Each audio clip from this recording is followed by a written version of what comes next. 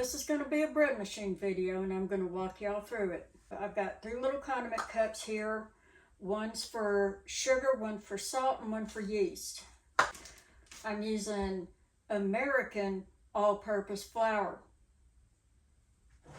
kosher salt, and I'm using a temperature gun to test the temperature of my water. This is the best thing to use. Don't bother with a candy thermometer or a meat thermometer because they take too long to come up to temp.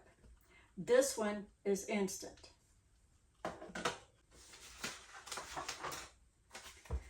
And I've got my cheat sheet here. I have a 1 pound bread machine, so my ratios are going to be 750 grams of flour, 525 grams of water, 15 grams of salt, 15 grams of yeast, 3/4 teaspoon of sugar. That's it.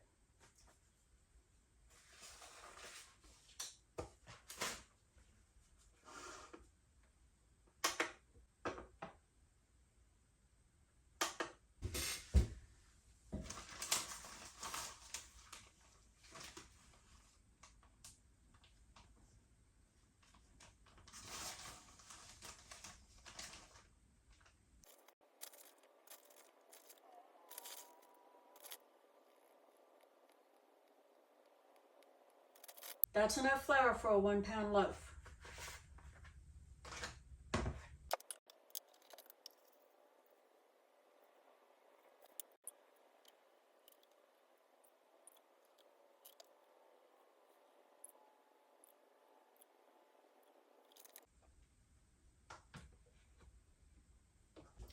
Now before I go any further, I'm going to put this water in the microwave and heat it up. I put it on the beverage setting for 1 minute 10 seconds.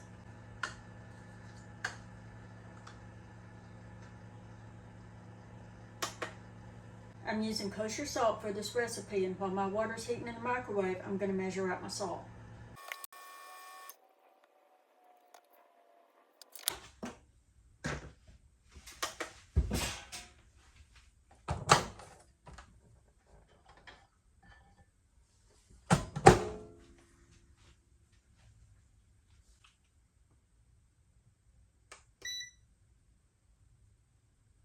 Okay, when I took it out of the microwave, it was 103 degrees. So I'm going to put it back in the microwave for another 1 minute 10 seconds.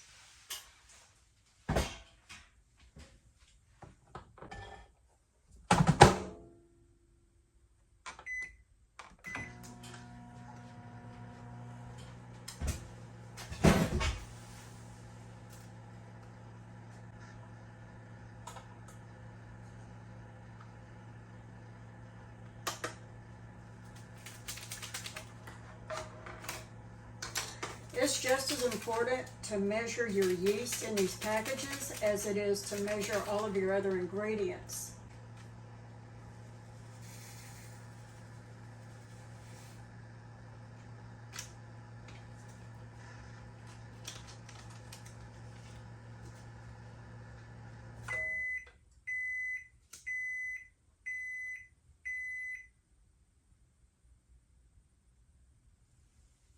I've discovered that a package of yeast weighs 8 grams, not 7. It's 1 gram over. So don't go by the package, ever. Just don't.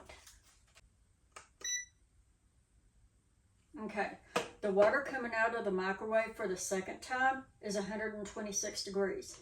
So I'm going to let it sit for a few minutes while I'm measuring out my other ingredients. For some reason, 2 packages of yeast ended up being 14 grams instead of 16 grams. So that was interesting. I need 1 more gram of yeast.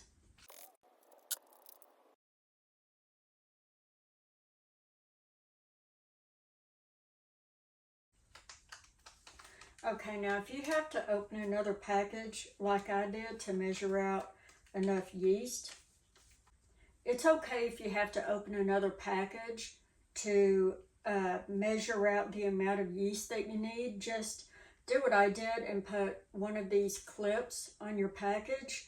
And I keep my yeast in the refrigerator to make sure it stays fresh. I'm using unrefined cane sugar in this recipe. I don't have any opposition to beet sugar. I wanted to use a sugar that is closer to what our ancestors would have used after sugar cane was first discovered. I'm going to measure out 3/4 of a teaspoon of cane sugar. You can use other sugars too. You can use honey, you can use molasses, sorghum syrup, birch tree syrup. Use your imagination.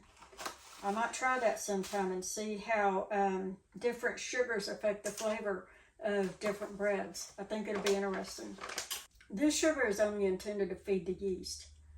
I found that it's better to go ahead and proof your yeast and make sure that it's active instead of pouring the dry yeast on top of the flour in the bread pan.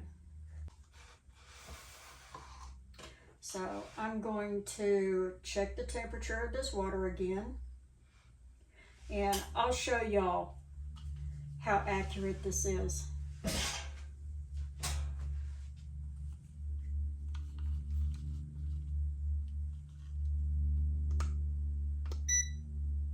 115 degrees, which is the perfect temperature for yeast.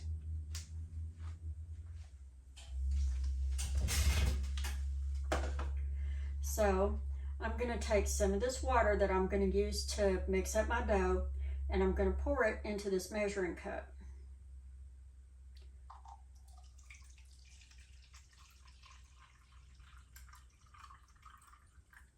There's 3/4 cup of water.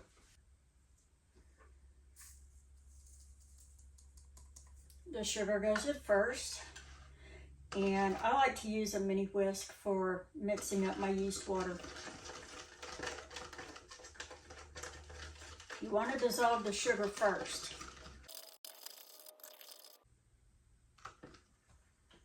Now check the temperature of the water again. It's down to 110 degrees already.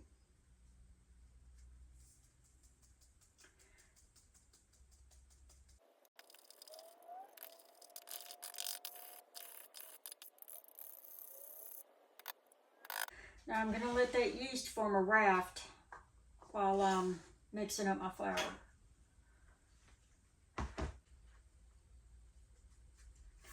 Okay, so I'm putting in the salt first.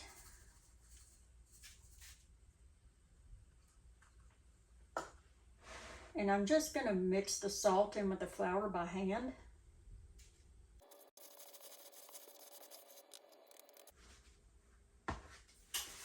And in that amount of time, a raft has formed in my yeast water, and I'll show you what that looks like.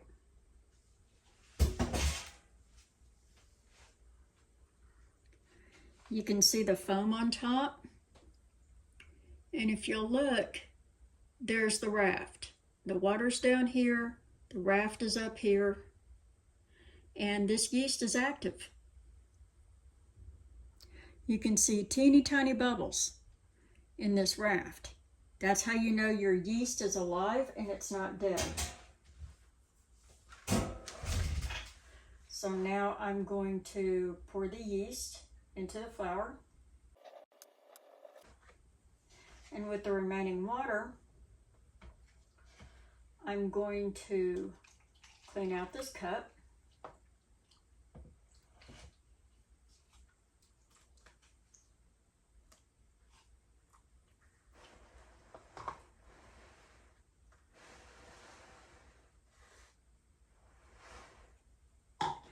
And you want to make sure and use purified water or rainwater. Don't use chlorinated water, and definitely don't use hard water with calcium in it. Our tap water in Oklahoma is too hard for making bread.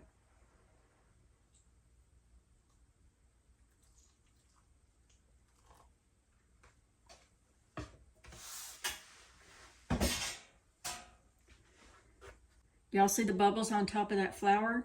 That's the live yeast.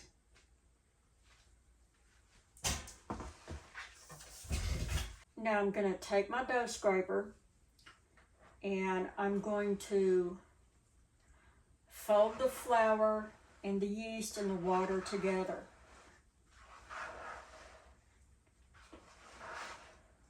I'm going to make a shaggy dough.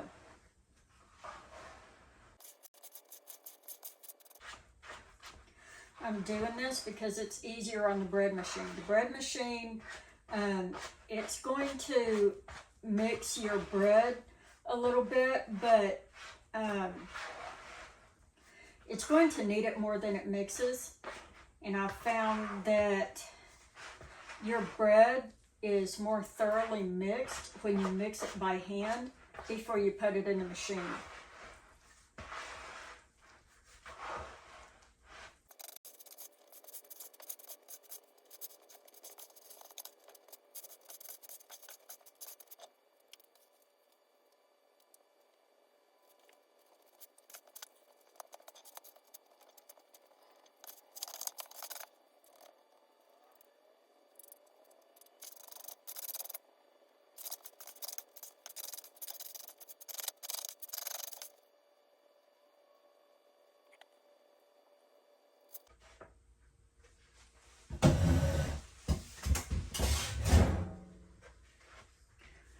Okay, now I have a workable shaggy dough that won't be as hard on my bread machine motor, and I won't have to worry about burning up my bread machine. We really can't overwork these home kitchen appliances. They're not intended for professional use. They're intended for light home use. The dough goes into the bread machine pan, and it's going to just fall right in there.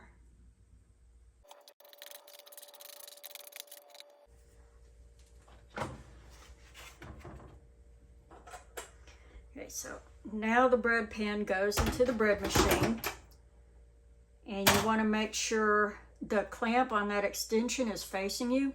Push the pan down so it locks into place. Now I'm going to set my bread color to light and push start.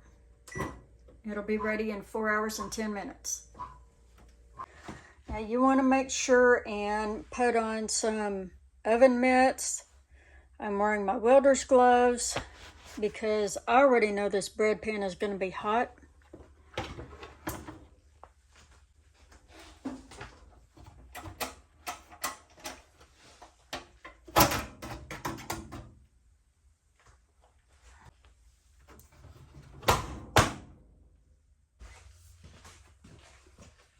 This is a close-up of the bread inside the pan.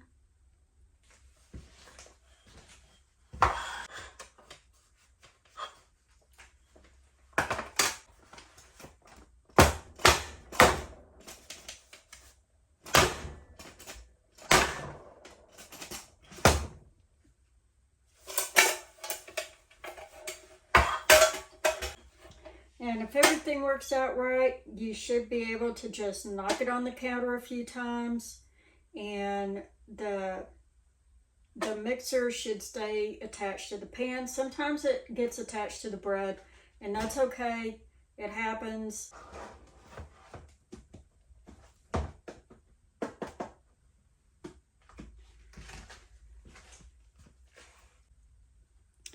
This is the finished loaf. It has a really good crust on the outside of it. It's kind of indented a little bit, but that's okay. I can live with it. It needs to sit on the cooling rack and dry out a little bit because it's still a little too moist. And as it dries out, it'll form a crust on the outside.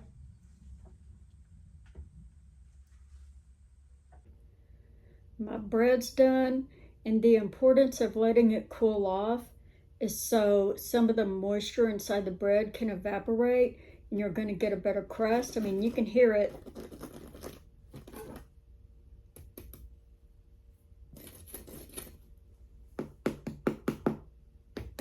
got a good crust on it. Now I'll let you get kind of a close-up audio. You hear that?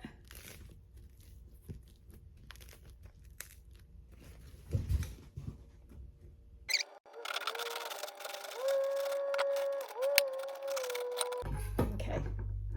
Sorry for the shaking.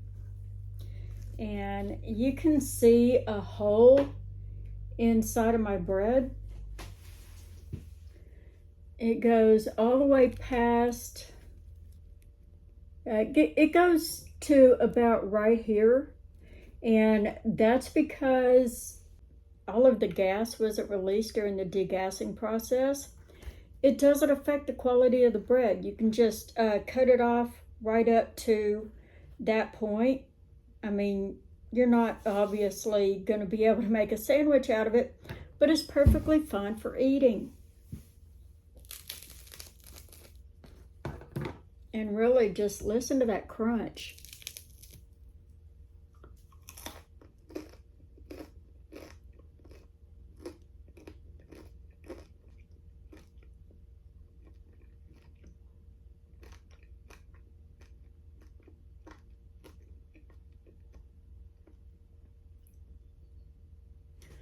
I mean, really, there's nothing like a fresh, rustic, crispy loaf of bread. You cannot get that crunch from store-bought bread. And that's why I love to bake my own bread. The crunch and the flavor just beat store-bought bread, hands down. Bread fresh out of the oven is good for fresh eating. It's soft, it's tender, it's moist. So it's going to be good for butter, margarine, jam, whatever you want to put on it. Bread that is a day old is going to have less moisture, and it's going to be good for making sandwiches. 3-day-old bread is going to be considered stale, and it's going to be perfect for French toast. French toast that you get at a cafe or a restaurant is made from fresh Texas toast. And all they do is dip it in the egg, flip it, submerge it, and throw it on the grill. That's it. They're not soaking it because the bread isn't stale. If you use stale bread, maybe about a 1/2 inch thick, and soak it, you'll have a better French toast.